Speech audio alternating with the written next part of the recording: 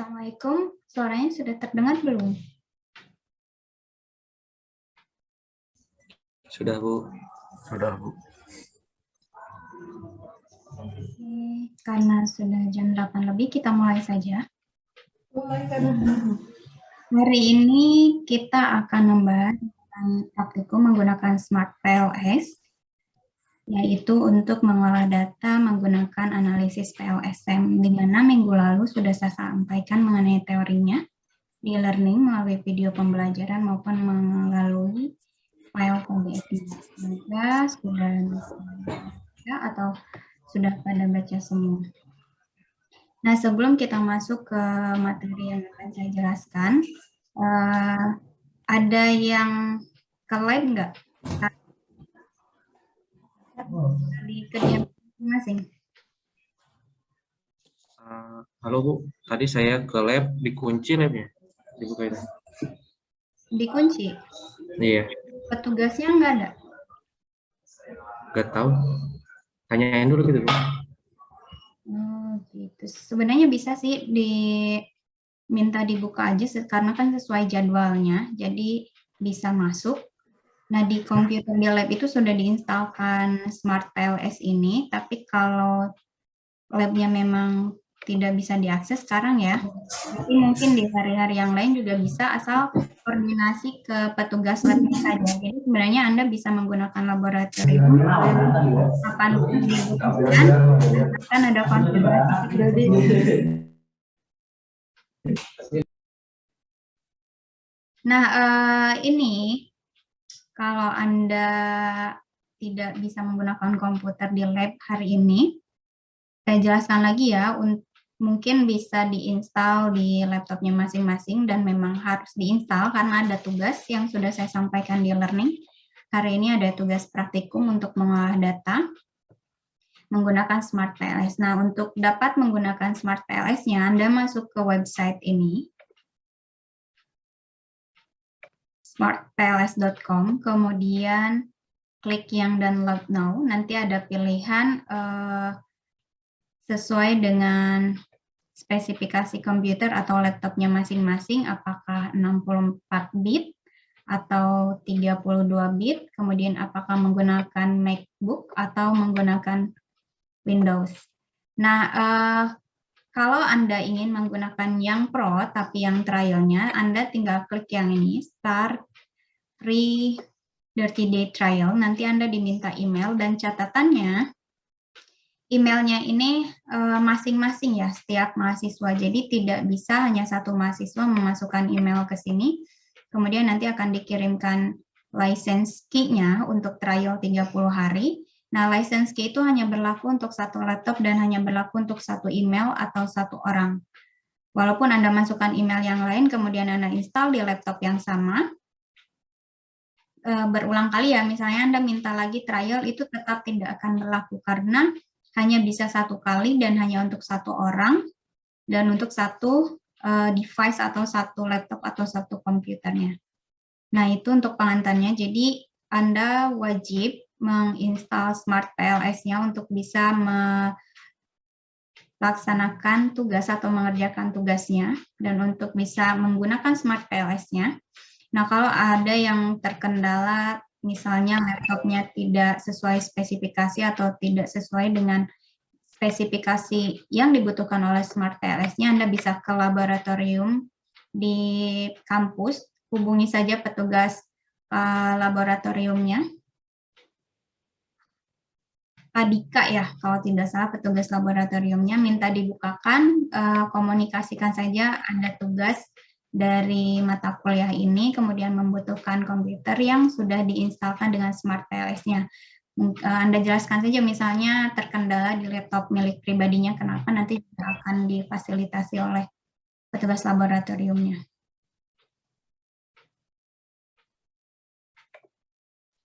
Nah, hari ini kita akan bahas tentang PLS menggunakan Smart PLS mengenai contoh kasus ini. Jadi sebagai pengantar saja ya, karena sudah saya sampaikan di e-learning di minggu lalu mengenai video pembelajarannya. PLSM itu apa? Saya bahas sedikit mengingatkan. Nah, jadi ketika kita memiliki data yang dikumpulkan menggunakan kuesioner, di dalam kuesioner itu kan ada yang namanya variabel laten. Variabel laten itu adalah variabel yang tidak dapat diukur secara langsung. Jadi kalau misalnya variabelnya itu tinggi badan, berat badan, kemudian nilai ujian, kemudian yang ada alat-alatnya, itu namanya bukan variabel laten karena dia diukur secara langsung. Tinggi badan tinggal memakai kilogram, kemudian memakai meteran maksud saya. Kemudian kalau berat badan menggunakan kilogram dan lain sebagainya. Nah, itu bukan merupakan variabel laten. Nah, variabel laten itu variabel yang tidak dapat diukur secara langsung, misalnya perasaan seseorang, kemudian persepsi seseorang, kemudian sikap seseorang, dan lain sebagainya. Nah, itu disebut sebagai variabel laten. Ketika kita memiliki data dalam bentuk variabel laten seperti itu, artinya kita harus mengukur melalui sebuah indikator. Jadi tidak dapat diukur secara langsung. Misalnya ya, ini yang selalu kita bahas dari awal pertemuan mengenai kualitas website. Pengukurannya menggunakan metode WebQual 4. Variabel latennya itu terdiri dari kualitas informasi, kemudian kualitas interaksi layanan, dan lain sebagainya. Nah, kualitas informasi ini tidak dapat diukur secara langsung, tidak bisa Anda tanyakan misalnya. Menurut Anda, kualitas informasi website STIMIK Sumedang ya, atau Fakultas Teknologi Informasi ini berapa skornya? Tidak bisa seperti itu, karena ada hal-hal yang harus diukur. Standar kualitas informasi yang baik itu seperti apa? Nah, itu namanya indikatornya. Pertama, informasinya harus akurat. Kemudian, informasinya harus terpercaya. Informasinya harus tepat waktu. Kemudian, informasinya harus relevan dan lain sebagainya. Nah, indikator-indikator inilah yang disusun dalam item kuesioner yang sudah kita bahas di pertemuan-pertemuan awal. Nah, itulah yang dimaksud dengan variabel laten. Jadi variabel laten itu variabel yang tidak dapat diukur secara langsung. Pengukurannya dilakukan melalui sebuah indikator yang nanti diturunkan menjadi sebuah item pertanyaan. Nah, bagaimana kita mengolah data yang variabelnya itu tidak dapat diukur secara langsung, yaitu variabel laten. Kemudian misalnya ingin mengetahui dan menguji hipotesisnya juga. Misalnya kualitas informasi ini ada pernyataan berpengaruh terhadap tingkat kepuasan usernya. Tingkat kepuasan user juga merupakan variabel laten. Kemudian kualitas interaksi layanan berpengaruh terhadap tingkat kepuasan user. Jadi modelnya ini nanti akan berbentuk sebagai PET diagram. Ini misalnya tingkat kepuasan user. Kualitas informasi berpengaruh katanya. Hipotesisnya ya. Kemudian kualitas interaksi layanan juga berpengaruh. Nanti di bawah ada usability dan lain sebagainya. Nah, cara mengolah data yang berasal dari kuesioner kemudian merupakan variabel laten itu salah satunya adalah menggunakan structural equation modeling. Nah, di dalam structural equation modeling itu ada dua. Yang pertama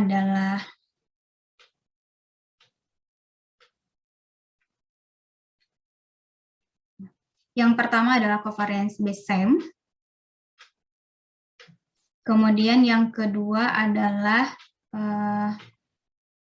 PLSM yang akan kita bahas. Jadi perbedaan antara covariance based sum dengan partial least square itu dari distribusinya.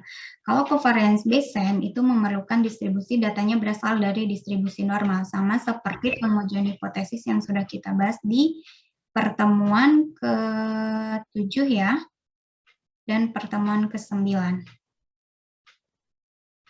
Itu covariance based sum, datanya harus berasal dari data yang berdistribusi normal.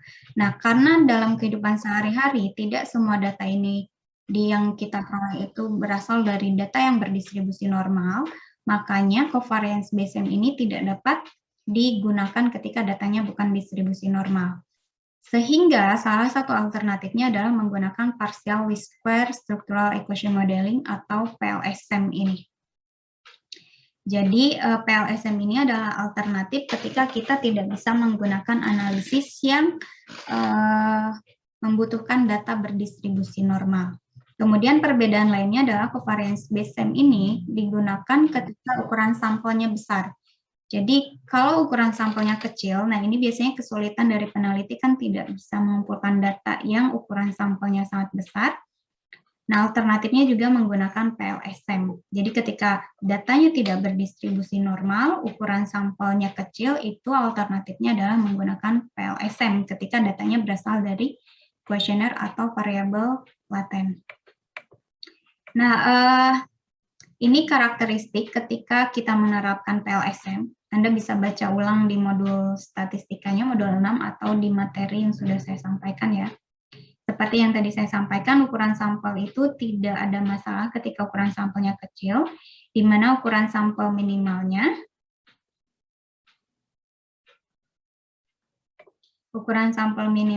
adalah 10 kalinya jumlah indikator kalau variabel latennya itu indikatornya berbentuk formatif. Formatif itu kombinasi, membentuk. Nah, kemudian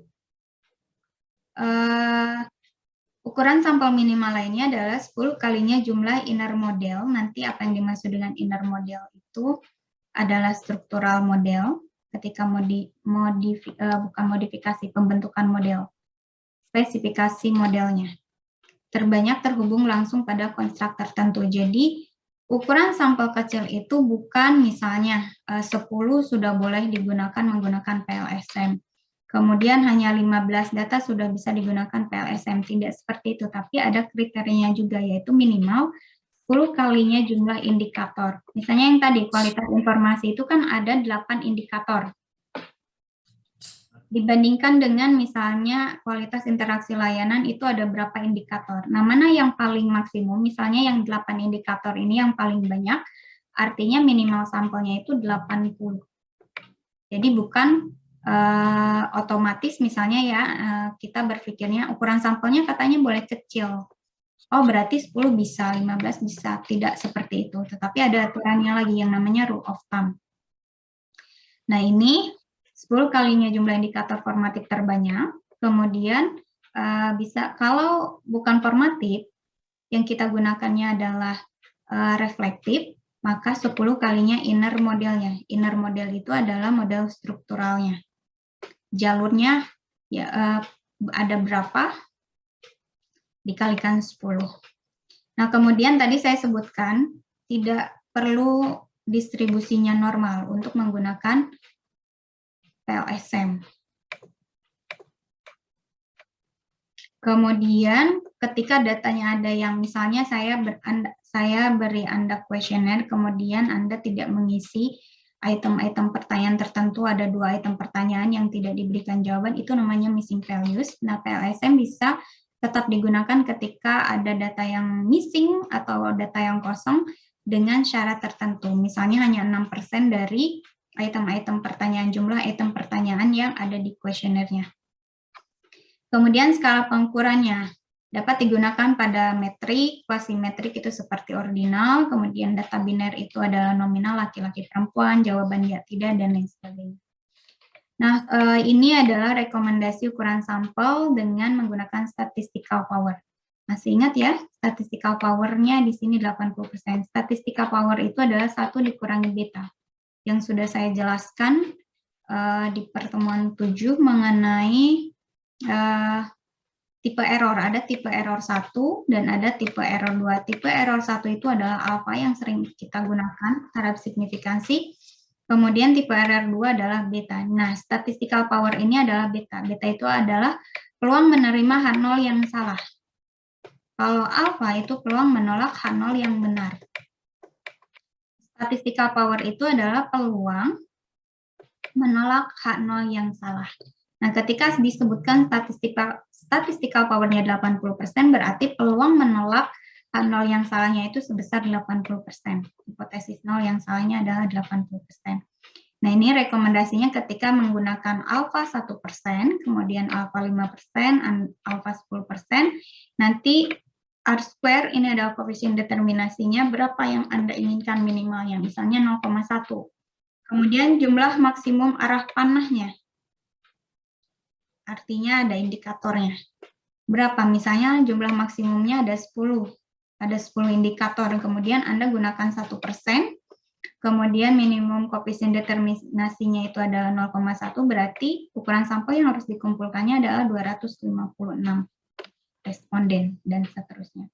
Jadi sekali lagi saya ingatkan bahwa ketika disebutkan bahwa PLSM dapat digunakan ketika ukuran sampel kecil itu tidak berarti 5 sampel bisa digunakan, 10 sampel bisa digunakan, 15 sampel tidak bisa digunakan. Ukuran sampel kecil di sini adalah maksudnya ada kriterianya minimalnya. Karena nanti, kenapa ada kriterianya? Karena kan PLSM nanti menggunakan iterasi pengolahannya.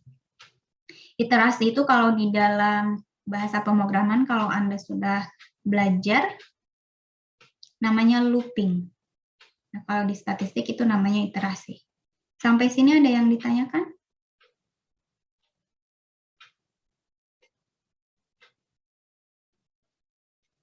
Ada yang ditanyakan?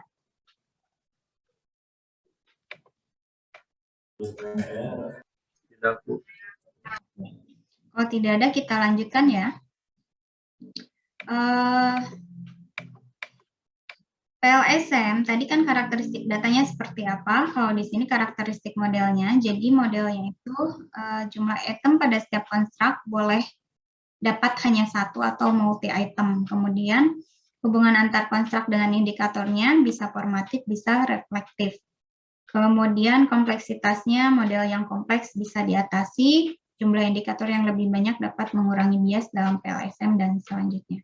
Nah, ini sudah dibahas di pertemuan minggu lalu, pertemuan 10, jadi saya akan langsung ke tahapan analisis PLSM yang akan kita praktikumkan hari ini. Jadi sebelum masuk, di langkah-langkah yang akan kita lakukan menggunakan Smart PLS hari ini adalah pertama model spesifikasi. Model spesifikasi itu membangun model yang akan diuji, di mana di dalamnya itu ada indikator atau item pertanyaan, kemudian ada hipotesis yang akan diujikannya. Pembangunan model spesifikasi ini dibentuk dalam sebuah PET model atau PET diagram. Kemudian nanti setelah pembentukan model, dibentuk estimasi parameter. Di dalam estimasi parameternya itu menggunakan algoritma PLSM. Nah, ini yang akan kita bahas. Data praktikumnya sudah ada di e-learning ya. Jadi kalau ada data praktikumnya seperti ini.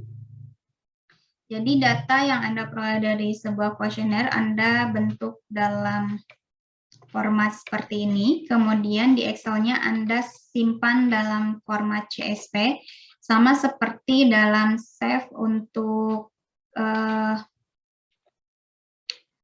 ke R software-nya, Anda pilih save as, kemudian nanti ada pilihan CSV di sini, delimited.csv.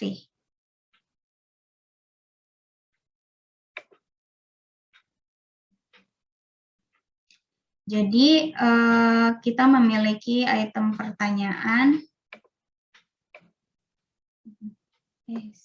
Sebentar. Item pertanyaan kualitas informasi itu ada 6. Kemudian kualitas interaksi layanan ada 4. Kualitas antarmuka pengguna, dan seterusnya.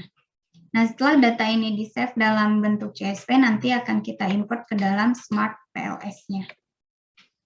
Kita kembali dulu lagi di sini. Jadi, apa yang akan kita praktikumkan itu, kasusnya adalah seperti ini. Judul penelitiannya adalah Partial Square Structural Equation Modeling pada hubungan antara tingkat kepuasan mahasiswa dan kualitas Google Classroom berdasarkan metode WebQual 4. Ini data yang selalu kita olah dari awal pertemuan, untuk pengujian validitas reliabilitas, kemudian untuk praktikum analisis deskriptif, yang sudah kita praktikumkan menggunakan pivot tabel dan pivot chart, kemudian menggunakan data analisis deskriptif. Nah, ini data yang kita olah itu penelitiannya mengenai partial discrete circular equation modeling pada hubungan antara tingkat kepuasan mahasiswa dan kualitas Google Classroom berdasarkan metode WebQual 4. Nah, tujuan penelitiannya adalah ingin mengetahui hubungan antara tingkat kepuasan mahasiswa dengan kualitas Google Classroom. Nah, sehingga di sini disebutkan bahwa populasi targetnya adalah mahasiswa STIMIK Sumedang yang terdaftar pada Google Classroom pada mata kuliah tertentu. Di sini mata kuliah kalkulus lanjut di semester gasal 2017-2018 di STIMIK Sumedang. Nah, kemudian ukuran sampelnya ditentukan berdasarkan rumus Loving. Jadi, dari total mahasiswa di mata kuliah kalkulus lanjut di semester gasal 2017-2018 yang terdaftar di Google Classroom itu menggunakan rumus Loving dengan alpha 5%, hasilnya 89 mahasiswa.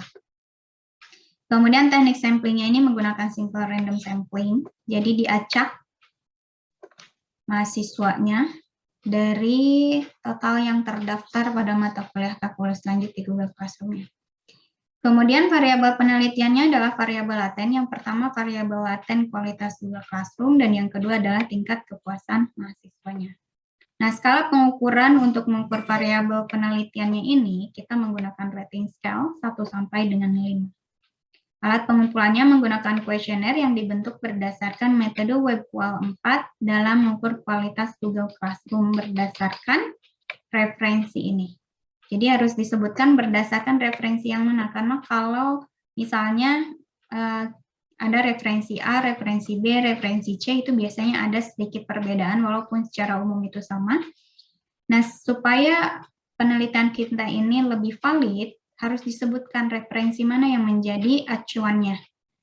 Seperti di sini menggunakan referensi dari miliknya Arifin yang dipublikasikan pada tahun 2013. Nah, ini kenapa digunakan metode WebQual 4? Karena metode WebQual 4 ini dapat mengukur kualitas website dan membantu untuk mengetahui faktor-faktor yang berpengaruh terhadap kepuasan pengguna akhirnya. Kalau di sini adalah mahasiswa yang menggunakan Google Classroom-nya. Kemudian, selain dapat digunakan untuk mengukur kualitas website, metode WebQual 4 ini juga dapat digunakan untuk mengukur kualitas sebuah aplikasi. Jadi, bedakan ya, website dan aplikasi. Ada yang tahu perbedaan website dan aplikasi?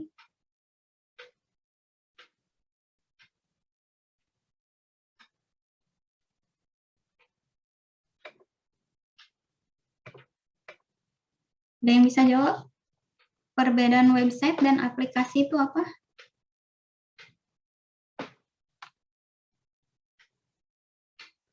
Nggak ada?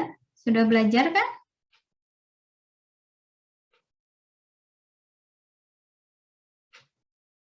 Website itu diakses dari sebuah browser. Kalau aplikasi itu Anda install dulu misalnya dari Play Store-nya. Jadi Google Classroom itu bisa diakses dari browser, misalnya dari Opera, dari Mozilla, dari Internet Explorer, dan lain sebagainya. Dimasukkan alamat webnya. Kalau aplikasi itu bisa diinstal langsung dari Play Store-nya atau App Store-nya, dan lain sebagainya.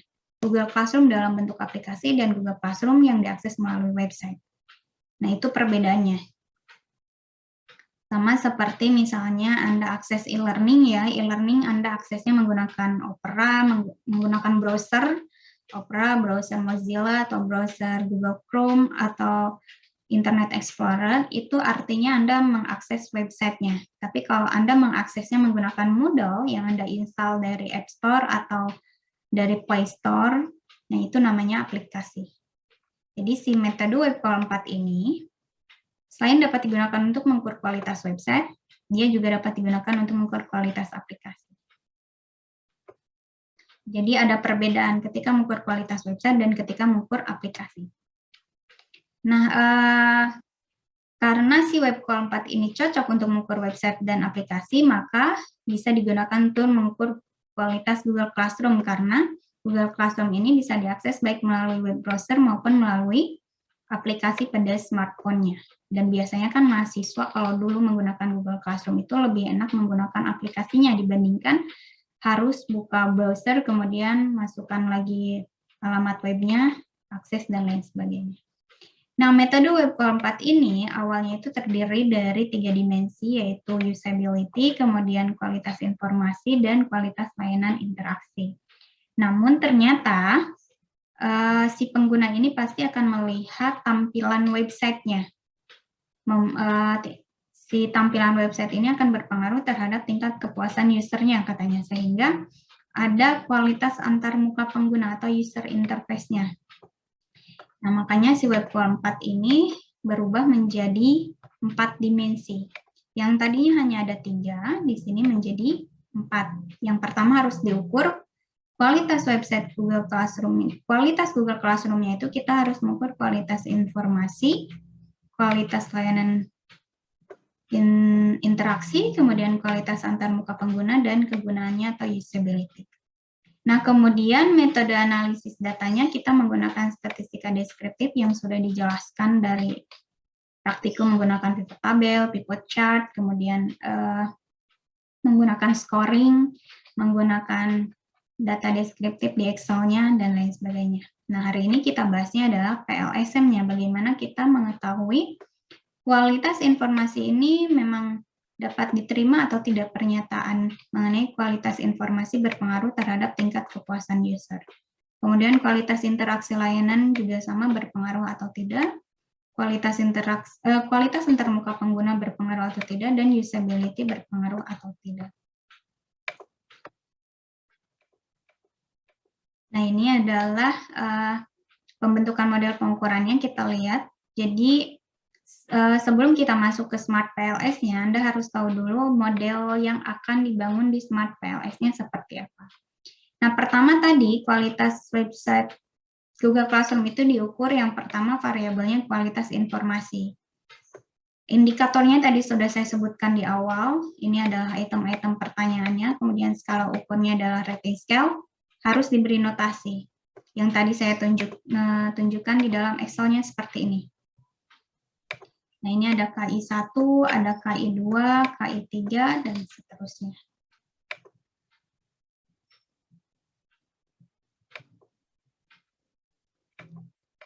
Nah, ini notasinya kualitas interaksi layanan, KIL 7 sampai dengan 10, kualitas antarmuka pengguna itu Y3, usability Y4, dan tingkat kepuasan adalah Y5. Nah, ini adalah model yang akan kita bentuk dalam Smart PLS-nya. Jadi model ini dibentuk, tadi kan kualitas interaksi layanan ada skill 7, skill 8, skill 9, sampai skill 10 ini, skill 10 ya, tidak terlihat. Kemudian kualitas informasi KI1 sampai dengan KI6, kualitas antarmuka pengguna KMP 11 sampai dengan 17, usability dari U18 sampai dengan U24. Kemudian tingkat kepuasan hanya ada satu item pertanyaan. Nah, ini yang harus Anda bedakan. Model pengukuran itu di sini ada ini satu. Ini namanya outer model.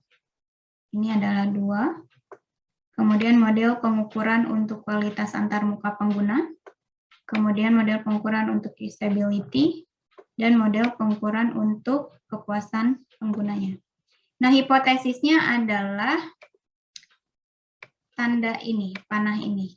Kualitas informasi berpengaruh terhadap tingkat kepuasan. Kualitas interaksi layanan berpengaruh terhadap tingkat kepuasan, kemudian kualitas antarmuka pengguna berpengaruh terhadap tingkat kepuasan, dan usability berpengaruh terhadap tingkat kepuasan. Nah, yang dimaksud dengan inner model adalah ini. Ini namanya model strukturalnya yang saya lingkarin merah. Jadi hubungan antar variabel latennya itu disebut sebagai model inner atau model struktural, sedangkan hubungan antara variabel laten dengan indikatornya itu disebut sebagai model pengukuran. Nah, ini namanya spesifikasi model, pembentukan model dengan membangun path diagram. Path diagramnya itu dibentuk dari indikatornya terhadap variabel latennya, kemudian hubungan antar variabel latennya yang dimaksud dengan hipotesis penelitiannya. Kemudian tadi setelah spesifikasi model itu kan ada parameter, estimasi parameter. Apa yang dimaksud dengan parameternya itu adalah simbol-simbol di sini. Ini L. L itu adalah loading. Loading. Ini parameter semuanya. Kemudian ini adalah row, hubungan. Nilai row-nya. Kemudian nilai-nilai inilah yang akan kita cari menggunakan Smart PLS. Nah, nilai loading ini adalah pengujian validitas dan reliabilitas di dalam Smart PLS atau di dalam PLSM. Jadi kalau Anda menggunakan data kuesioner, kemudian Anda menggunakan analisis PLSM, uji validitas dan reliabilitasnya tidak perlu lagi menggunakan uji validitas dan reliabilitas yang sudah dipraktikumkan menggunakan R software. Karena sudah ada uji validitas dan reliabilitasnya tersendiri yang disebut sebagai evaluasi model pengukurannya. Nah, itu yang harus Anda ingat. Jadi ketika Anda memiliki data kuesioner, Anda tidak perlu lagi, saya uji dulu validitas reliabilitasnya menggunakan R software, baru dimasukkan ke dalam Smart PLS. Tidak seperti itu. Karena kalau menggunakan PLSM itu sudah tahapan analisisnya di dalamnya itu sudah termasuk uji validitas dan reliabilitas yang disebut sebagai evaluasi model pengukurannya. Ada pertanyaan sampai sini? Smart PLS-nya sudah terlihat belum?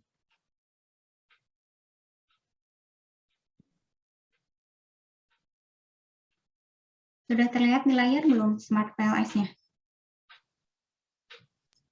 Sudah, Bu. Oke, ini ya, saya mulai praktikumnya. Semoga bisa dapat mengikuti. Jadi, kalau Anda sudah install Smart PLS-nya, Anda pastikan dulu kalau yang tidak memiliki license key yang Pro. Nah, Anda lihat dulu di info. Di info itu ada switch license. Pastikan internetnya terhubung. Di sini switch license, kalau Anda tidak memiliki lisensi, Anda gunakan lisensi untuk student, dan ini gratis untuk selamanya. Nanti Anda klik change license, jadi kalau Anda menggunakan yang student, ini klik, kemudian nanti akan jalan. Kemudian kalau yang profesional, nanti Anda diminta untuk memasukkan license key yang dikirimkan ke emailnya. Nah, license key yang dikirim ke email itu hanya berlaku untuk satu kali, hanya untuk satu orang, dan hanya untuk satu komputer. Dan tidak bisa di-uninstall, kemudian masukkan lagi license key yang dikirimkan baru, tidak seperti itu. Karena dia terdeteksi komputer ini sudah pernah menggunakan trialnya. Nah, di sini supaya semuanya sama, saya gunakan license yang student juga. Nah, perbedaan yang pro dengan student, kalau yang student itu ukuran sampelnya hanya bisa mengolah data sampai dengan 100 responden. Kalau pro itu bebas. Nah, makanya yang student ini biasanya tidak bisa digunakan pada penelitian yang sebenarnya. Hanya untuk kepentingan seperti sekarang pembelajaran dan lain sebagainya untuk yang student. Jadi misalnya kalau nanti Anda skripsi, kemudian Anda menggunakan PLSM, kemudian datanya lebih dari 100 orang, ukuran sampelnya, maka tidak bisa menggunakan license key yang Smart PLS Student, tapi Anda harus beli license key-nya. Kalau sekarang banyak sekali bisa yang misalnya nggak punya kartu kredit ya buat bayarnya, bisa di Shopee dan lain sebagainya. Nah, ketika sudah license-nya sudah aktif, misalnya di sini pakai student, untuk import data yang tadi di-save dalam bentuk CSV dari Excel-nya, Anda buka dulu, klik New Project-nya, kemudian beri nama misalnya. Di sini misalnya praktikum hari ini. Praktikum pertemuan 11, sesi 03 misalnya ya. Oke, nanti akan muncul di sini. Jadi pertama, Anda klik dulu New Project, nanti akan muncul permintaan untuk memberikan nama project yang akan dilakukan. Kemudian ketika sudah diberikan nama, akan muncul seperti ini, ada 3 pilihan. Nah, untuk import datanya, Anda double klik yang ini, double klik to import data. Ini di double klik, kemudian nanti akan muncul pilihan data yang akan diimport. seperti ini. Terlihat?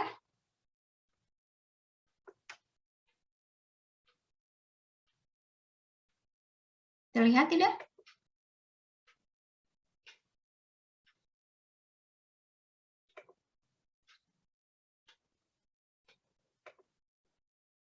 Maaf Bu, Ya. di saya belum terlihat. Di Albi belum muncul tampilannya. Tulisan folder please choose file-nya ada? Terlihat? Belum Bu, tidak ada. Nanti akan muncul, kalian mungkin nggak ke-share ya kalau ini ya, karena di luar tab Smart PLS-nya. Nah, kalau sudah nanti pilih file datanya Anda save di mana, kemudian double klik, akan muncul, ini muncul? Tidak Bu.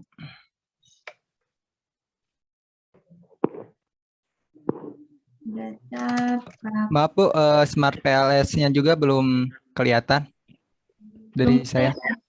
Ya, dari saya belum kelihatan. Yang lain kelihatan nggak?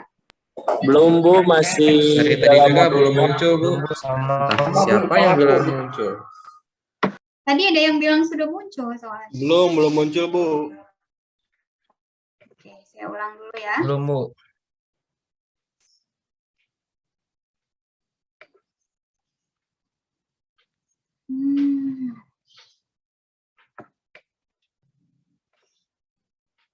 Ini sudah muncul? Sudah Bu. Sudah Bu. Sudah Bu, sudah. Oke, saya ulangi dulu ya.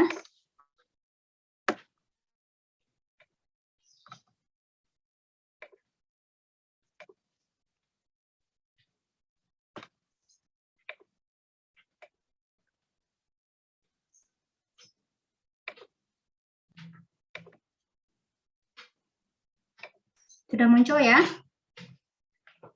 Nah, ini saya ulangi. Jadi, ketika kita akan import data ke Smart PLS, klik dulu New Project. New Project, kemudian tuliskan namanya. Misalnya saya tuliskan nama hari ini. Ini muncul? Muncul Bu. Muncul Bu. Praktikum, misalnya pertemuan 11. Praktikum pertemuan 11 ya, nanti Anda klik OK.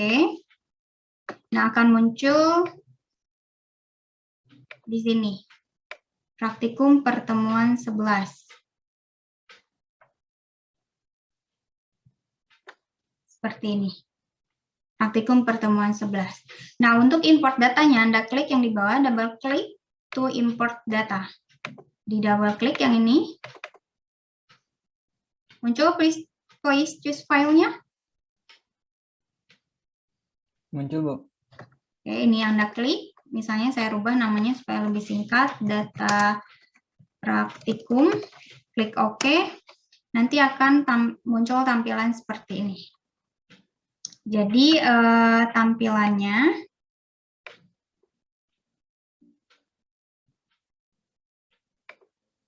akan muncul seperti ini data yang kita importkan. Nah, ada 3 tab. Pertama indicators, kemudian indicators correlation, dan ada raw file. Indikator itu memberitahukan ini, deskriptifnya. Si KI1, itu item pertanyaan 1, tidak ada data yang kosong, kemudian rata-rata jawabannya berapa, mediannya berapa, kemudian nilai minimumnya, berarti ini pilihan jawaban yang paling kecilnya itu adalah 2, kemudian pilihan jawabannya itu adalah 5, standar deviasi, kurtosis, dan lain sebagainya yang sudah dipelajari di awal, yaitu mengenai analisis deskriptif. Kemudian kalau Anda klik indikator correlations, ini adalah hubungan antar indikatornya. Jadi KI1 dengan KI2 misalnya.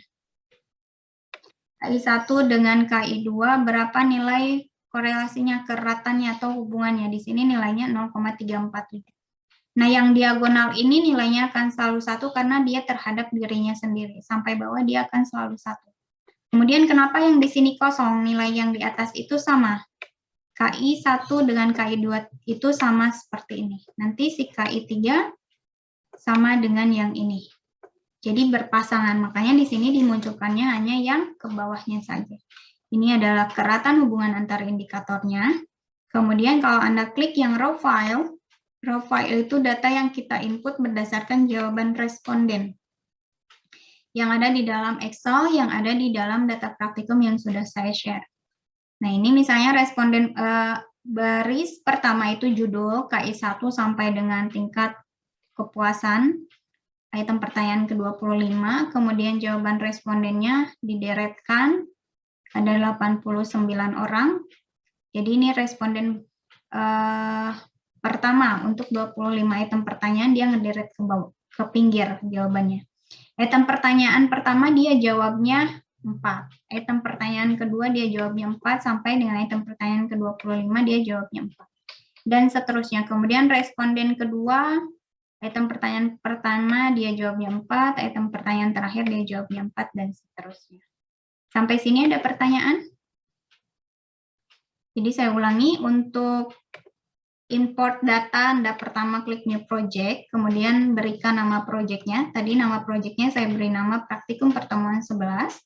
Kemudian nanti double klik yang di sini untuk import data, pilih data yang dalam bentuk CSV dari Excel-nya. Kemudian nanti akan muncul datanya seperti ini. Nah, selanjutnya tadi langkah pertama dalam PLSM itu kita harus membentuk model spesifikasinya. Model spesifikasinya Anda double klik yang ini. Kemudian akan muncul kosong di sini. Nah, muncul kosong di sini. Nah, untuk membentuk model spesifikasinya seperti yang tadi saya tunjukkan di dalam PDF, Anda klik kualitas informasi sampai dengan indikator yang terakhir dari kualitas informasi. Tekan klik, kemudian tekan shift, jangan dilepaskan sampai dengan KI6. Kemudian Anda drag ke sini, nanti akan muncul. Nah, seperti ini. Ini adalah untuk kualitas informasi item pertanyaan 1, item pertanyaan 2, 3, 4, 5, 6. Kemudian di sini munculnya latent variable 1. Cara merubahnya untuk menjadi kualitas informasi, Anda klik yang merah ini, kemudian klik kanan, nanti pilih rename. Di sini rubah yang di atasnya saja, nanti yang di bawah itu akan sama. Kualitas informasi. Nanti kemudian klik OK, akan berubah menjadi kualitas informasi. Kemudian, sama seperti kualitas informasi, indikator yang lainnya Anda klik, misalnya kualitas interaksi layanan, sampai dengan 10, tekan shift, drag lagi. Akan muncul lagi seperti ini. Kemudian ini rubah lagi, klik, kemudian klik kanan, kemudian pilih rename. Di sini kualitas interaksi layanan. Lakukan hal yang sama sampai dengan terakhir. Kemudian variabel laten kualitas antarmuka pengguna KMP 11 sampai dengan KMP 17.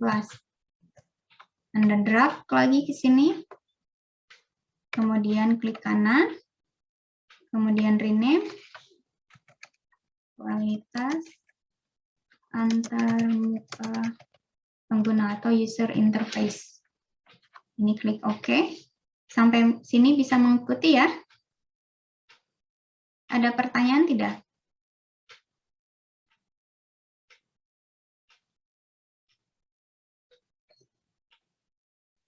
Ada pertanyaan? Dari Albing tidak ada, Bu. Oke. Kalau tidak ada, kita lanjutkan ke variabel laten usability. Usability itu dari 18 sampai dengan 24. 24. Di-drag lagi. Kemudian rubah lagi menjadi usability. Klik kanan, rename. Ini usability, kemudian klik OK.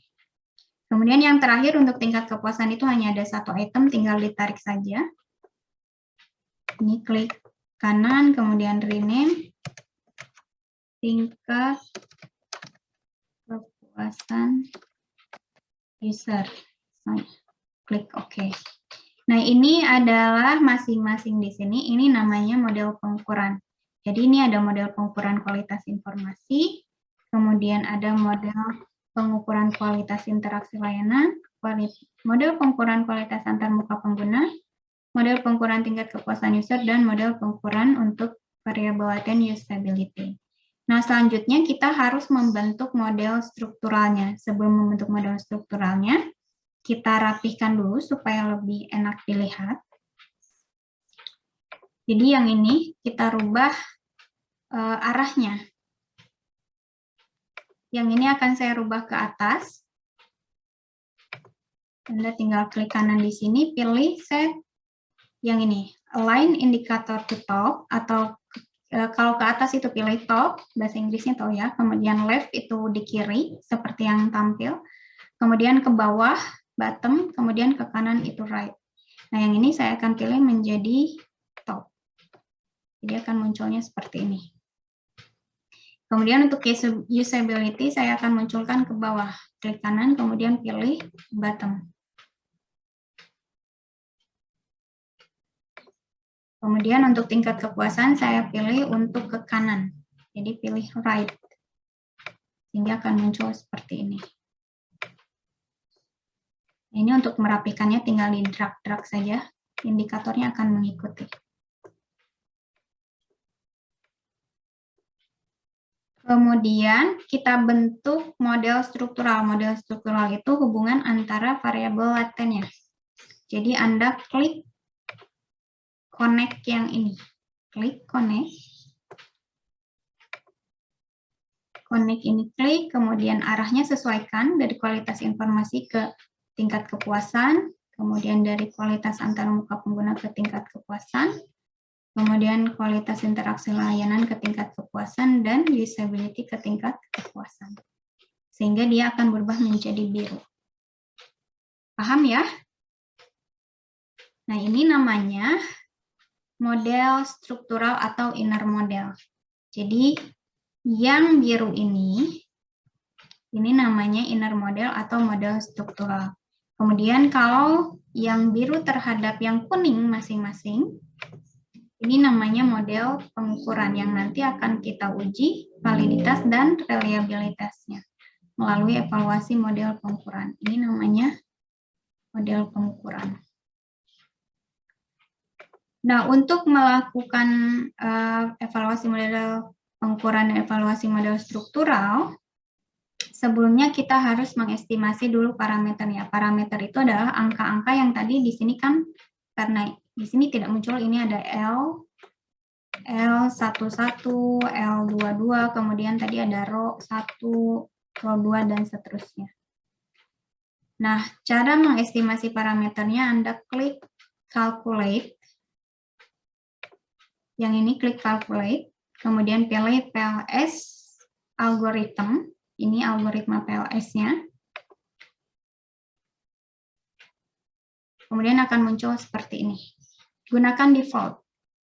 Rule of thumb-nya itu maksimum iteration-nya 300, kemudian waiting sim-nya adalah path. Kalau Anda lihat di sini, ini default-nya, kosongkan saja. Yang kita perhatikan adalah waiting sim, adalah path, kemudian maksimum iteration-nya 300.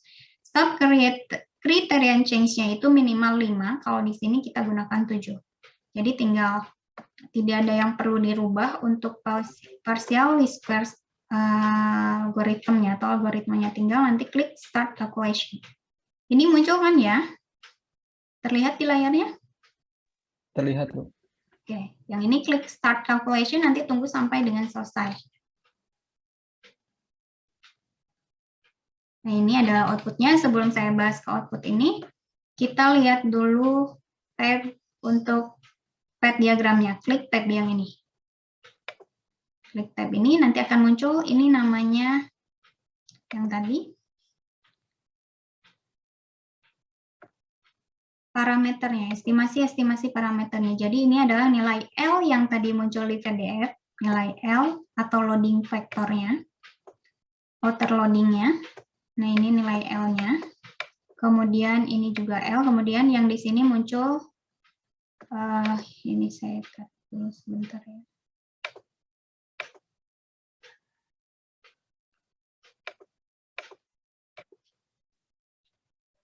Ini supaya terlihat angkanya.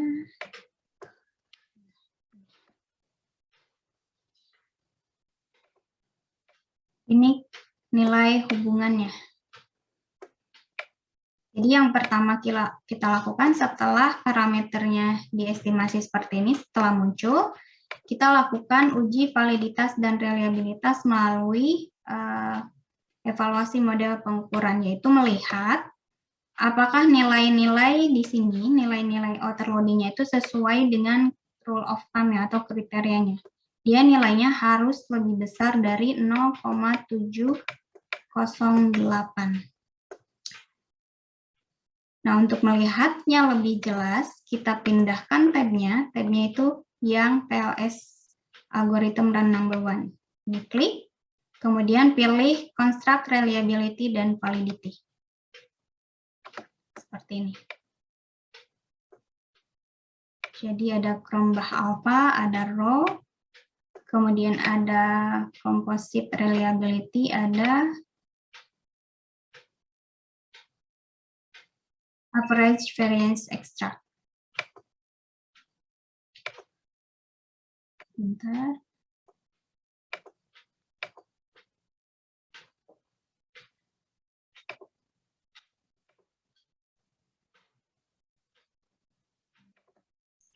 Oke. Nah, perhatikan di sini ya. Untuk melihat, sebelum kita melihat validitasnya, kalau validitas itu kan per item pertanyaan, kita harus melihat dulu reliabilitasnya. Jadi dibalik dari yang sudah kita pelajari di R software, kalau di R software itu kita lihat dulu validitasnya, baru uji reliabilitasnya. Tapi kalau di PLSM kita lihat dulu reliabilitasnya, baru kita lihat validitasnya. Nah, lihat di sini ada warna hijau dan warna merah. Kelihatan ya? Outputnya itu ada warna hijau dan ada warna merah. Kalau warnanya sudah hijau semua, itu artinya sudah aman, dia sudah reliable. Artinya dia nilainya sudah lebih dari 0,708. Nah, yang harus diperhatikan pertama untuk reliabilitas, yang paling utamanya adalah menggunakan composite reliability ini. Composite reliability ini nilainya minimal 0,708. Dikatakan reliable.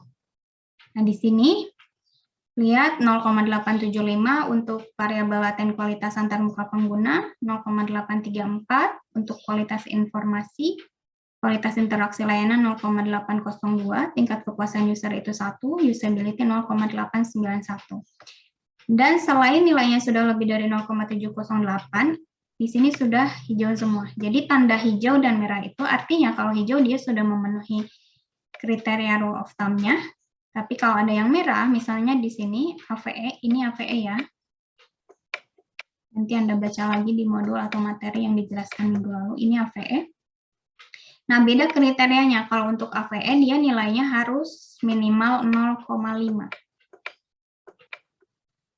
Jadi, selain composite reliability-nya harus lebih dari 0,708, baru dikatakan reliable, AVE-nya juga harus 0,5. Perhatikan di sini ada yang masih berwarna merah,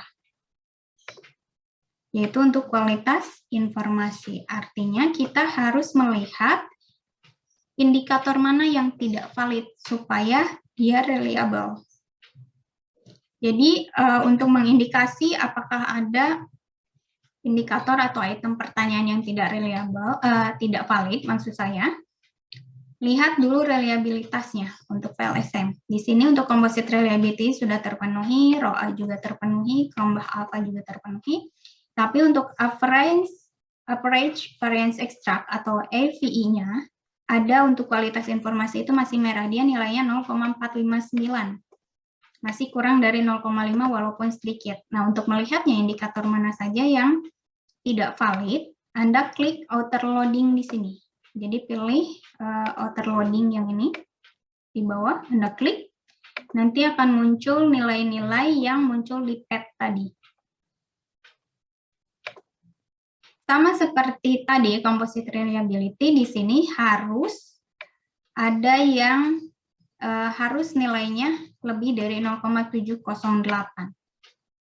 Nah, perhatikan di sini untuk KMP walaupun tadi reliabilitasnya sudah memenuhi, tapi masih ada yang berwarna merah. KMP atau item pertanyaan ke-11 itu katanya dia tidak valid, kemudian KMP 14 tidak valid, KMP 17 tidak valid, kualitas informasi 1 tidak valid, kualitas informasi 2 tidak valid, kualitas informasi item pertanyaan 3 tidak valid. Cari yang berwarna merah, karena yang berwarna merah itu artinya dia kurang dari 0,708. Kemudian kualitas interaksi layanan juga ada yang tidak valid. Nah, artinya Anda harus menghilangkan indikator-indikator yang tidak valid ini dari model spesifikasinya. Artinya Anda harus membuat respesifikasi model. Nah, kalau di validitas dan reliabilitas yang sudah saya jelaskan di pertemuan awal ya, yang menggunakan R software, kalau datanya tidak valid itu langsung dikeluarkan. Yang di sini juga sama. Kalau datanya tidak valid, item pertanyaannya tidak valid, ini dihilangkan dari model. Namun, karena ini versi student, jadi Anda tidak bisa mengekspor nilai ini. Output-output di sini itu tidak bisa Anda ekspor ke Excel, tidak bisa Anda ekspor ke Word, atau tidak bisa Anda ekspor ke R software.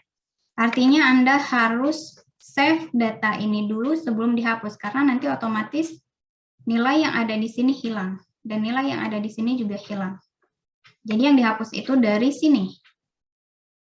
Nah, sebelum kita masuk ke spesifikasi model, cara Anda save dulu ya, nanti kan ada tugas. Save untuk misalnya model spesifikasi pertama yang ini ada yang tidak validnya, tinggal klik kanan, kemudian export image to file dulu, atau export as image to clipboard. Nah, ini nanti klik, kemudian cara save-nya juga sudah ada tutorialnya, nanti Anda save, ini nanti munculnya dalam bentuk PNG. Kemudian kalau untuk algoritmnya, yang ini tidak bisa diekspor.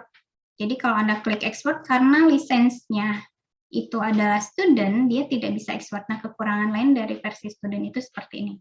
Kalau Anda gunakan Pro, dia bisa diekspor ke Excel.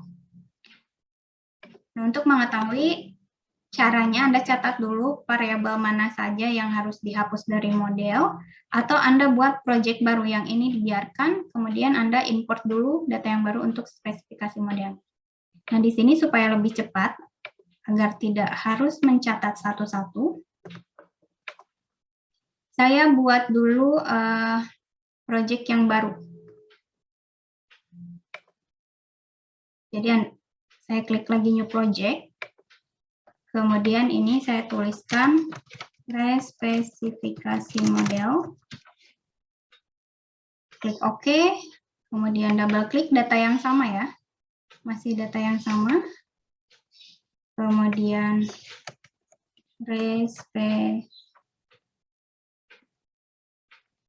spesifikasi model. Klik. Kemudian bentuk lagi model yang sama.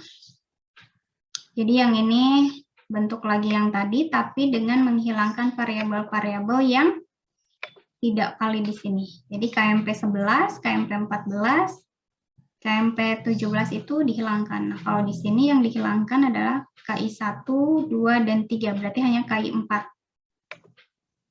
Jadi KI 4.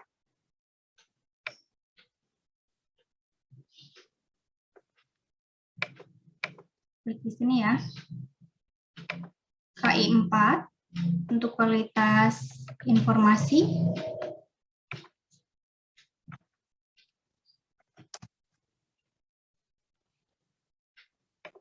Kemudian KI 4 sampai KI 6 harusnya.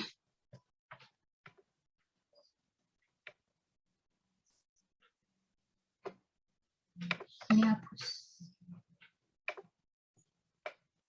Jadi tadi KI, lihat lagi ya. KI 1, 2, 3 itu dihilangkan, berarti sisanya hanya KI 4, 5, 6 di respesifikasi modelnya. Jadi ya, indikator yang tidak valid itu dihilangkan dengan syarat nanti menaikkan nilai composite reliability dan AVI-nya. Kemudian periksa lagi, selanjutnya adalah kualitas interaksi layanan. Yang dihilangkannya hanya kill 7. Berarti dari 8, 9, dan 10 itu tetap digunakan. Ini Anda tarik. Kualitas interaksi layanan.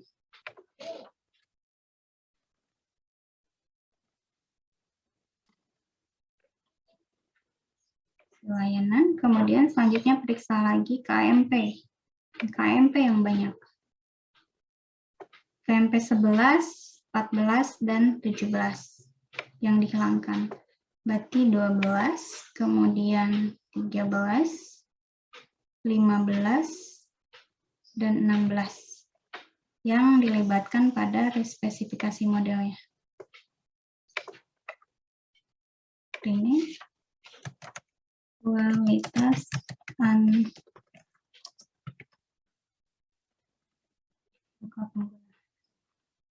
kemudian selanjutnya respesifikasi model yang terakhir ini usability 20 dan 21 yang dihilangkan, berarti 18, 19, 22, 23, dan 24. Tarik.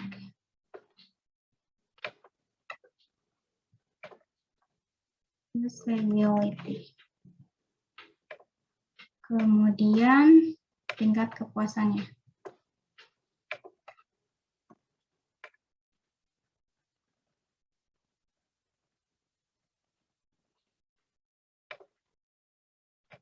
Rapikan lagi seperti tadi.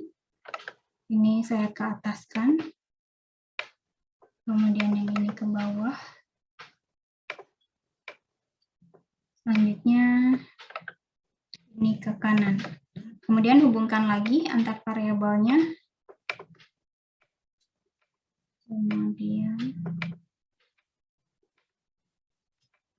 sudah berubah, baru gunakan lagi calculate. Jadi diulang untuk memeriksa apakah memang ketika item-item pertanyaan yang tidak valid ini dihilangkan, nilainya sudah memenuhi rule of thumb-nya atau kriterianya. Klik lagi calculate, kemudian PLSM algorithm, kemudian start calculations, tunggu sampai selesai. Nanti Anda lihat lagi, di sini sudah muncul lagi, ini spesifikasi modelnya.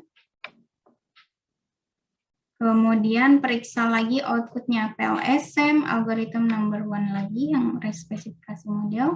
Lihat lagi construct, reliability, dan validity-nya. Nah, perhatikan di sini nilainya sudah hijau semua. Jadi gelombang alpha memang dari awal juga sudah hijau. Kemudian row-nya juga sudah hijau. Tadi yang diperhatikan adalah composite reliability dan variance extract-nya. Nah, tadi catatannya penghilangan indikator yang nilainya kurang dari 0,708 itu harus dapat meningkatkan nilai composite reliability-nya. Jadi Anda bandingkan composite reliability untuk setiap variabelnya dengan composite reliability yang tadi diperoleh dari algoritma pertama sebelum respesifikasi model. Yang ini, Anda lihat lagi construct reliability-nya, nah yang ini. Perhatikan, Anda bandingkan dengan nilai yang awal tadi.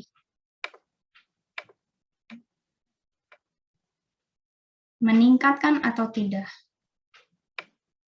875 ini kualitas informasi turun, tapi dia hijau. Variance ekstraknya 0,670, tapi nilai variance ekstraknya naik. Jadi bandingkan di situ. Composite reliability-nya untuk kualitas informasi ya. Kualitas informasi itu 0,859, yang di sini kualitas informasi 0,839 sudah naik. Jadi yang pertama, yang tadi banyak sekali yang nilai itemnya tidak valid, dia awalnya composite reliability-nya 0,834, tapi ketika sudah dihilangkan naik. Kemudian API-nya juga yang tadinya merah sudah berubah menjadi hijau, 0,6709. Kemudian kualitas interaksi layanannya juga perhatikan. 0,820 ini 0,547. Perhatikan lagi. ini naik semuanya. Nah, berarti respesifikasi model kita ini sudah berhasil. Jadi artinya semua variabelnya itu, variabel laten itu sudah reliable. Yang ini sudah lihat. Kemudian AVE-nya juga kan sudah lebih dari 0, jadi yang ini harus lebih dari 0,708. Kemudian variance ekstraknya harus lebih besar dari 0,5. Nah, selanjutnya untuk melihat lagi betul tidak semuanya sudah valid, klik lagi outer loading. Nah, terlihat bahwa semuanya sudah berwarna hijau. Tidak ada lagi yang berwarna merah, artinya sudah valid semua. Jadi respesifikasi ini sudah dapat diterima karena tingkat reliabilitasnya meningkat, kemudian tingkat validitasnya juga sudah terpenuhi. Artinya nanti untuk menguji strukturalnya, untuk menguji hipotesis penelitiannya, yaitu menguji hipotesis kualitas antarmuka pengguna misalnya berpengaruh terhadap tingkat kepuasan, menguji kualitas informasi berpengaruh terhadap tingkat kepuasan user, kemudian kualitas interaksi layanan berpengaruh terhadap tingkat kepuasan user, usability berpengaruh terhadap tingkat kepuasan usernya, itu menggunakan respesifikasi model, bukan model yang awal yang kita bangun tadi, yang ini. Jadi bukan model awal yang kita bangun. Model yang sudah memenuhi kriteria validitas dan reliabilitasnya. Sampai sini ada pertanyaan?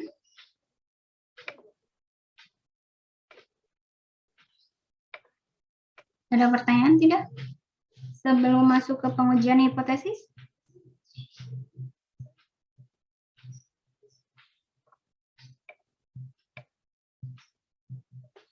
Tidak ada pertanyaan? Oke, kalau tidak ada, kita lanjutkan. Sebelum masuk ke pengujian hipotesis, harus dicek dulu collinearity statistiknya. Yaitu perhatikan di sini, klik collinearity statistik. Ada dua, ada outer dan ada inner. Kalau outer itu untuk setiap item pertanyaan, PIF itu adalah variance inflation factor, jadi besarnya penyebaran datanya.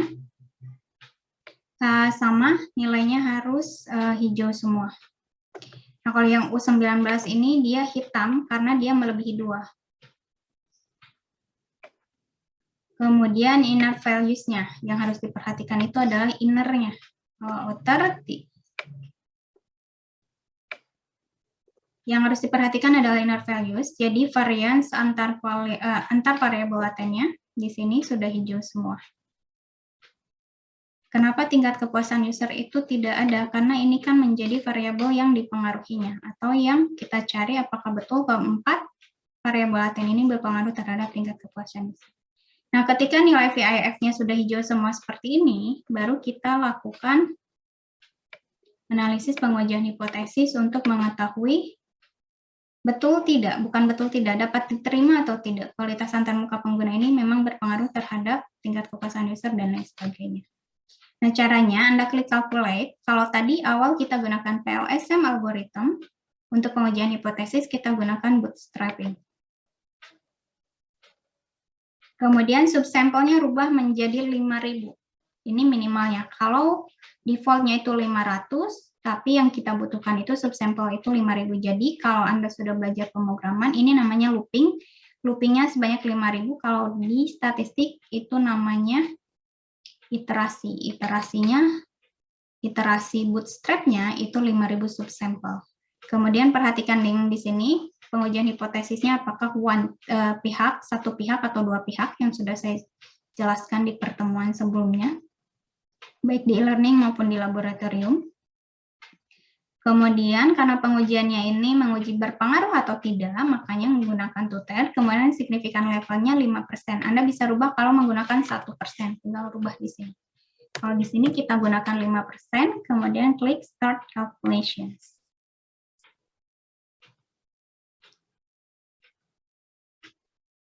Tunggu sampai dengan selesai.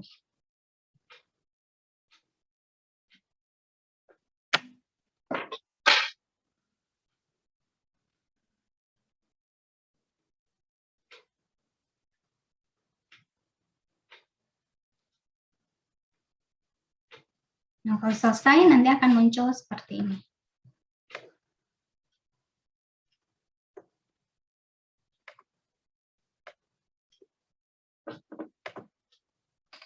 Perhatikan ini ya.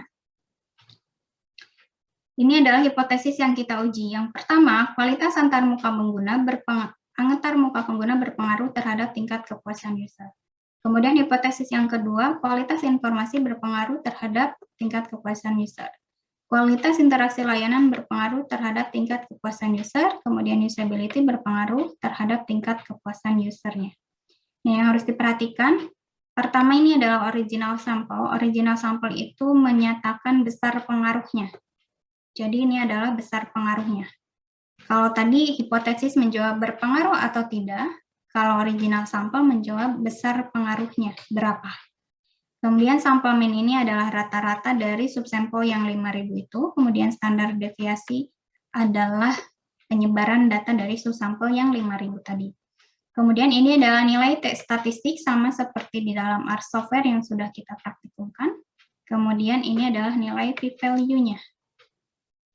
Kalau Anda perhatikan atau gunakan T-sampel, Anda harus bandingkan dengan 1,64 untuk dua pihak dari 5%, atau 1,96 untuk 1%. Jadi nilai ini harus lebih besar dari 1,64 untuk 5% dan 1,96 untuk 1%. Kemudian p-values itu dibandingkan dengan alfa per 2. Nilainya harus jauh lebih kecil dari 0,025. Nah, yang harus dilihatnya adalah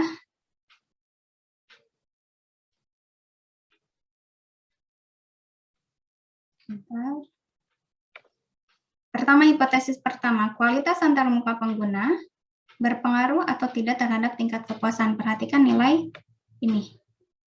T-nya 1,447, kemudian p-value-nya 0,148. T-nya jauh lebih kecil dari 1,64 dan 0,148 itu lebih besar dari 0,025, sehingga pernyataan ini ditolak. Artinya kualitas antarmuka pengguna tidak berpengaruh secara signifikan terhadap tingkat kepuasan user. Kemudian perhatikan lagi hipotesis kualitas informasi berpengaruh terhadap tingkat kepuasan user 0,093, lebih kecil dari 1,64. Kemudian p-value-nya 0,926, jauh lebih besar dari 0,025, sama artinya hipotesis ini ditolak. Artinya kualitas informasi tidak berpengaruh secara signifikan terhadap tingkat kepuasan user. Kemudian perhatikan lagi hipotesis kualitas interaksi layanan berpengaruh terhadap tingkat kepuasan user. Nilai T-nya 1,290, yang ini lebih kecil dari 1,64, kemudian p-value-nya juga sama, lebih besar dari 0,025, sehingga hipotesis ini juga ditolak. Kemudian usability, yang terakhir, usability ini berpengaruh atau tidak terhadap tingkat kepuasan user. Nilai T-nya ternyata jauh lebih besar dari 1,64. Kemudian ini hijau, sudah pasti lebih kecil dari 0,025. Artinya hipotesis ini diterima. Sehingga dari keempat hipotesis hanya satu yang bisa diterima, yaitu usability berpengaruh secara signifikan terhadap tingkat kepuasan. Nah, lalu pertanyaan selanjutnya biasanya ditanyakan berapa besar pengaruh masing-masing variabel laten ini terhadap tingkat kepuasan user. Nah, besar pengaruhnya dilihat dari sini. Original sample. Atau Anda bisa lihat dari total effect atau total indirect effect. Nah, original sampel itu nilainya sama dengan total effect. Jadi perhatikan, tadi katanya dia tidak berpengaruh secara signifikan. Ya jelas karena di sini pengaruhnya juga sangat kecil, 0,1 saja. Kemudian kualitas informasi juga katanya tidak berpengaruh secara signifikan karena pengaruhnya di sini sangat kecil, hanya 0,01. Kemudian kualitas interaksi layanan, dia malah negatif, kecil. Nah, tingkat usability terhadap tingkat kepuasan user berarti pengaruhnya memang besar, 0,7. Nah, artinya misalnya ketika lembaga ingin memperbaiki kualitas Google Classroom yang digunakan pada saat itu untuk mata kuliah kalkulus lanjut, harus memperhatikan kualitas antarmuka penggunanya, kualitas informasi, kualitas interaksi ini ternyata pengaruhnya sangat kecil. Artinya tidak terlalu banyak perubahan yang harus dilakukan untuk 3 dimensi ini. Tetapi yang harus banyak dilakukan peningkatan adalah faktor usability-nya atau kegunaannya. Karena dia pengaruhnya sangat besar sekali. Jadi bukan berarti 3 variabel ini, kualitas antarmuka pengguna, kualitas informasi, kualitas interaksi layanan ini tidak perlu diperhatikan, bukan seperti itu. Tetapi dia pengaruhnya sangat kecil terhadap tingkat kepuasan user. Yang memiliki pengaruh sangat besar itu hanya usability, sehingga perbaikan peningkatan itu lebih baik difokuskan kepada faktor usability atau kegunaannya. Sampai sini ada pertanyaan?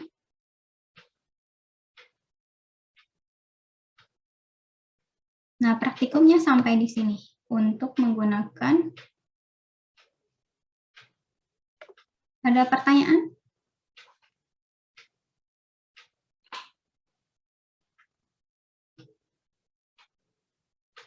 Ada pertanyaan tidak? Dari Albi tidak, Bu. Kalau tidak ada, nanti hari ini tuh ada tugas pertemuan keempat ya, yaitu dikerjakan individual, data praktikumnya sudah disediakan, kemudian apa saja yang harus diuji hipotesisnya. Kalau yang dikumpulkannya itu pertama adalah tadi, yang ini, Anda klik, kemudian export as image to file, kemudian kopikan ke Word-nya, kemudian misalnya kalau ada respesifikasi model, respesifikasinya juga sama, di sini klik kanan, export as image to file atau export as image to clipboard. Simpan semua di dalam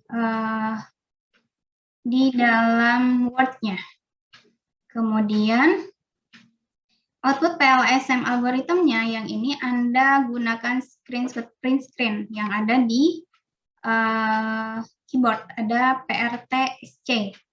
Gunakan itu, nanti Anda PRT-SC Anda klik, kemudian kopikan ke dalam Word. Jadi karena terbatas ya, misalnya Anda gunakannya lisensi student, contohnya seperti yang di laptop saya ini, kita tidak bisa menyimpan ke export to Excel, kemudian export to web juga tidak bisa, kemudian export to art juga tidak bisa, artinya semua output di sini Anda setnya menggunakan print screen saja, tidak perlu diketik satu-satu di dalam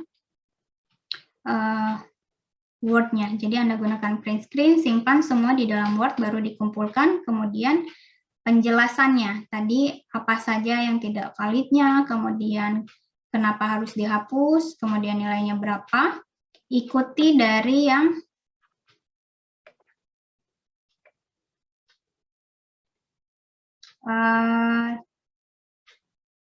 ada di modul praktikumnya.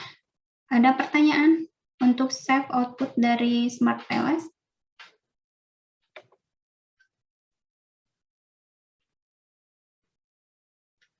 Ada pertanyaan tidak? Jadi nanti praktikumnya Anda ikuti dari modul praktikumnya. Modul praktikum di sini. Halaman, terlihat tidak modulnya? Terlihat, Bu. Datanya sudah disediakan, Anda tinggal ikuti dari modul praktikum dari halaman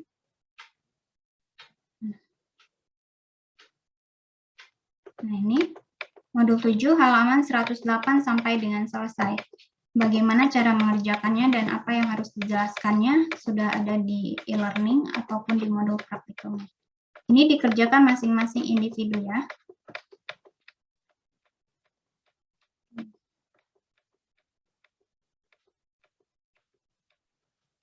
Sampai dengan selesai. Ada pertanyaan tidak?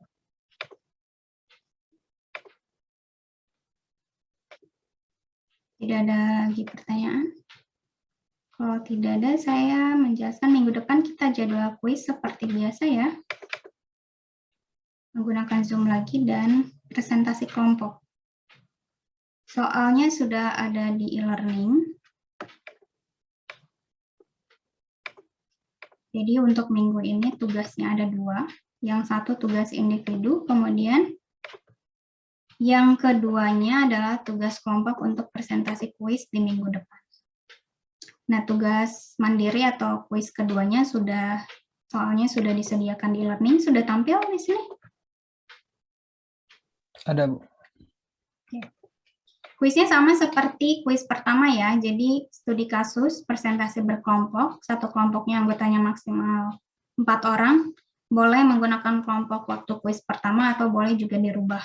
Kemudian presentasinya kita gunakan Zoom meeting, file presentasinya sama seperti pada kuis 1, dikumpulkan melalui username salah satu perwakilan kelompok, paling lambat, karena kuisnya hari Senin berarti hari Minggu malam sudah harus diupload.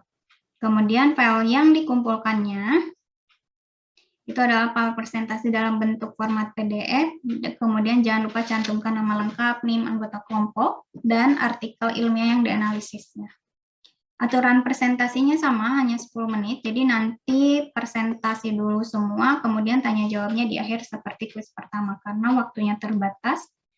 Kemudian apa yang harus dilakukannya adalah lakukan evaluasi penerapan analisis partial least square structural equation modeling. Jadi sama dari Anda cari artikel ilmiah, tapi analisisnya fokus di analisis partial least square structural equation modeling. Kalau di kuis pertama itu kan bebas, yang dibahasnya hanya dalam pembentukan kuesioner sampai dengan analisis deskriptif, tapi kalau sekarang analisis yang digunakan yang harus menggunakan partial least square structural equation modeling. Bidangnya apa saja? Asalkan di bidang teknik informatika. Kemudian artikel ilmiah yang dievaluasinya sama, tidak boleh ada yang sama antar kelompok. Bisa dicari dari salah satu resources di sini. Kemudian evaluasinya ini akan selalu ada, itu yang selalu akan dibahas, tidak akan hilang. Tujuan penelitiannya apa, populasi targetnya apa, kemudian penentuan ukuran sampel, metode pembentukan kuesioner, hipotesis penelitiannya apa, kemudian tahapan analisisnya. Nah, yang harus Anda presentasikan adalah 5 aspek ini. Jadi kan tadi sudah saya contohkan ya di modul ke-6. Muncul tidak modulnya? Muncul modul? Muncul, Bu. Nah, ini misalnya seperti ini tabelnya. Judul penelitiannya apa, tujuan penelitiannya apa, populasi target, ukuran sampel, teknik sampling, dan lain sebagainya. Kemudian ada pengumpulan data. Ini metode pembentukan kuesionernya, dan lain sebagainya. Jadi itu yang dipresentasikan, kemudian presentasikan juga hasil di dalam artikel ilmiah yang digunakannya mengenai tahapan analisis PLSM-nya. Seperti tadi ya, evaluasi model spesifikasinya seperti apa, pembentukan model spesifikasinya, kemudian estimasi parameter modelnya, yang CAD diagram yang sudah ada angkanya, kemudian evaluasi model pengukurannya atau uji validitas dan reliabilitasnya, kemudian evaluasi model strukturalnya itu untuk pengujian hipotesisnya seperti apa. Jadi kalau presentasi sebenarnya hanya merangkum dari artikel ilmiah yang didapatkan. Nah, pembentukan format presentasinya, PPT-nya itu bebas, terserah kreativitas masing-masing kelompok. Ada pertanyaan sebelum ditutup?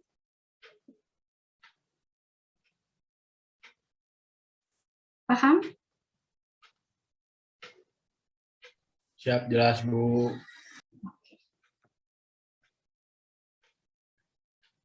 Sebelum ditutup, saya evaluasi dulu kegiatan di learning-nya ya, karena saya lihat ada beberapa mahasiswa yang dari awal perkuliahan sama sekali belum akses. Mungkin ada yang kenal, silahkan diinformasikan.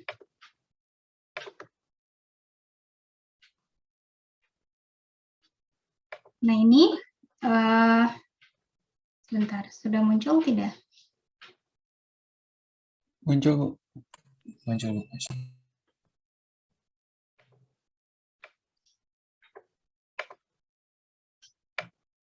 Ini completion kegiatan Anda di learning ya. Jadi muncul di saya seperti ini, Mas. Perhatikannya yang berwarna merah, yang hijau itu artinya Anda sudah melaksanakan kegiatannya. Kalau yang merah itu berarti tidak melaksanakan kegiatan di e-learning.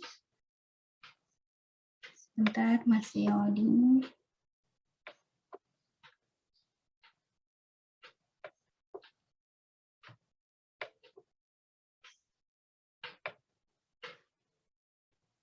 Ada yang kenal namanya Ande tidak?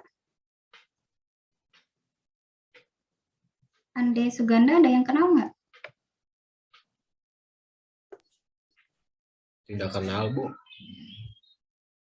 Nah, ini kalau ada yang kenal ya, angkatan 2020 itu seangkatan kan ya. Di sini dia akses terakhirnya itu bulan November, dan sama sekali di sini merah semua. Jadi sama sekali belum hadir dalam kegiatannya. Aksesnya itu kan bukan hanya buka course-nya saja, tapi harus melaksanakan atau menyelesaikan semua materi yang diberikan. Artinya di sini kalau merah semua, dia sama sekali tidak membaca materi sama sekali, membuka video sama sekali, dan belum mengerjakan tugas. Nah, yang kalau tugas dia kerjakan, tugas struktur 1, struktur 3. Sedangkan kegiatannya ini tidak diselesaikan.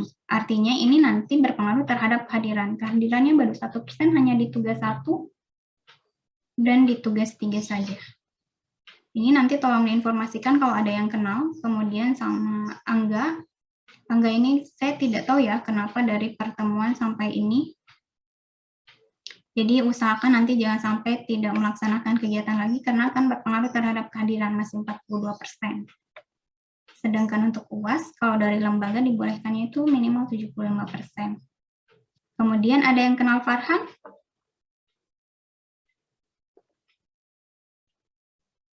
Farhan dari pertemuan 5 tidak terlihat lagi. Dia lost lagi. Terakhir itu padahal Oktober, 18 Oktober 2021 terakhir akses. Nanti tolong disampaikan ke teman-temannya di sini ya, bagi yang kenal atau di grupnya kan pasti masuk ke grup WhatsApp mungkin. Ande Suganda, kemudian Angga, kemudian Farhan Nurholilullah, kemudian Maria juga sama. Ini banyak sekali tidak melaksanakan kewajibannya atau kegiatan pembelajaran di e-learning-nya. Bu, Ya, untuk Farhan itu cuti Farhan kuliah. Oke. Iya. Kalau Maria tahu Muhammad Ridwan Asidik tahu nggak? Ini sama Kalau sekali Maria keluar, Bu. keluar. Iya. Kemudian Muhammad Bagus Firdaus. Ada Muhammad Bagus. Ada. Suka. Ini masih banyak sekali merah. Yang cuti Farhan dan Maria berdua saja yang cutinya. Kemudian Muhammad Fajar juga sama, masih 23%. Raka Aditya 7%. Ricky Maulana 2%. Sudah. Ini nanti tolong disampaikan ya, selain yang tadi cuti, disampaikan untuk tetap mengikuti perkuliahan, karena tidak ada remedial untuk mata kuliah saya, tidak ada perbaikan nilai dan lain sebagainya. Jadi, kalau tiba-tiba datang di akhir perkuliahan ketika nilainya sudah selesai meminta keringanan itu tidak ada, tolong disampaikan karena kewajiban untuk setiap mahasiswa itu sama. Tidak ada keringanan bagi yang tidak mengikuti perkuliahan diganti hanya dengan 1 kali pengganti ujian, tidak seperti itu. Karena berkaitan dengan keadilan untuk semua mahasiswanya. Ketika mahasiswa yang lain kan 1 semester susah-susah kuliah setiap minggu, sedangkan yang tidak hadir hanya minta 1 kali perbaikan, rasanya itu jadi zolim kepada mahasiswa yang lain. Tolong disampaikan ya, yang ini Ricky Maulana, masih 2%, kemudian Raka Aditya 7%, Muhammad Fajar tadi selain yang cuti ya, Muhammad Bagus Firdaus, dan seterusnya. Ada pertanyaan? Bu, kenapa saya Muhammad Rizky Salahuddin? Ya. Kenapa kalau setiap buka e-learning khususnya mata kuliah statistika dan probabilitas di handphone itu selalu saja nggak bisa diakses, Bu. Itu kenapa ya? Kalau yang lain sepertinya nggak masalah ya. Kayaknya mungkin dari handphonenya masing-masing, tergantung handphonenya masing-masing mungkin. Harus dibuka di laptop, Bu. Yang lain juga sama, Bu. Mungkin karena banyak video, jadi agak berat kalau dari handphone mungkin ya. Karena kan dari handphone mungkin tergantung dari RAM-nya juga. Kalau dibandingkan yang lain mungkin materinya kan tidak sebanyak yang saya, ada video pembelajaran, kemudian ada video tutorial dan lain sebagainya. Jadi memang masuk ke mata kuliah saya itu agak berat karena banyak sekali video yang masuk sana. Gitu. Ya, jelas, Bu. Terima kasih, Bu. Jadi kenapa mungkin banyak yang nggak bisa akses dari handphone, bisa dari RAM-nya, karena banyak sekali aplikasi, pas buka ke mata kuliah saya sudah berat, dibutuhkan lagi memori yang lebih banyak. Karena kalau dari handphone saya sih baik-baik saja. Bisa dilihat dari situnya. Jadi kan memori handphone, RAM, dan lain sebagainya itu berpengaruh ketika kita buka website, aplikasi, dan lain sebagainya. Kapasitas handphonenya masing-masing sebenarnya. Ada lagi nggak yang kesulitan yang lain? Nggak ada? Ada lagi yang ingin disampaikan? Mohon bentar, Bu. Ya, Tadi itu soal sampel itu dari indikator ya? ya dari indikator untuk formatif ya. Kalau reflektif itu dari jumlah jalur di model strukturalnya. Masih ingat formatif reflektif?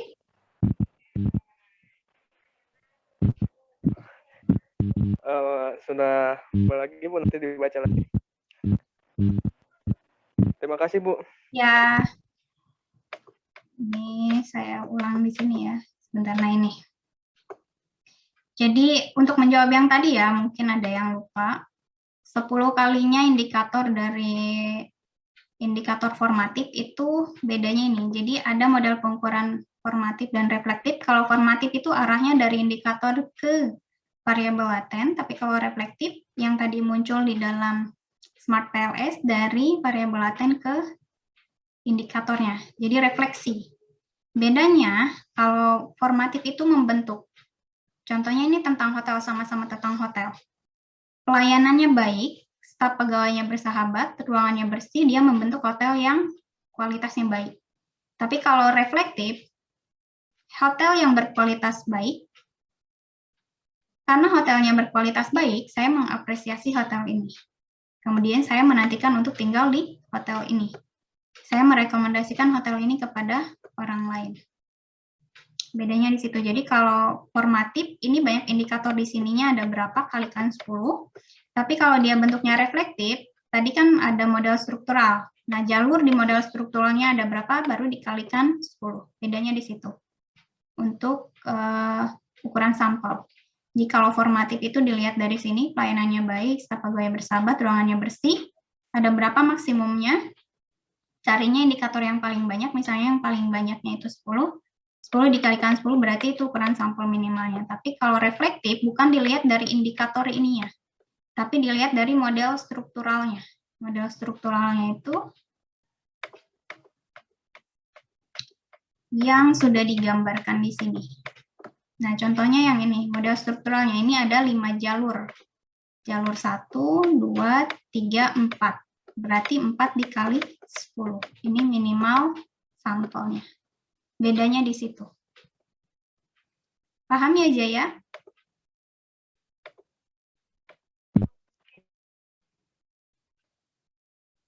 Jaya, sudah paham ya? Ya, Bu. Paham, Bu. Siap. Oke, ada lagi yang ingin ditanyakan? Yang lain?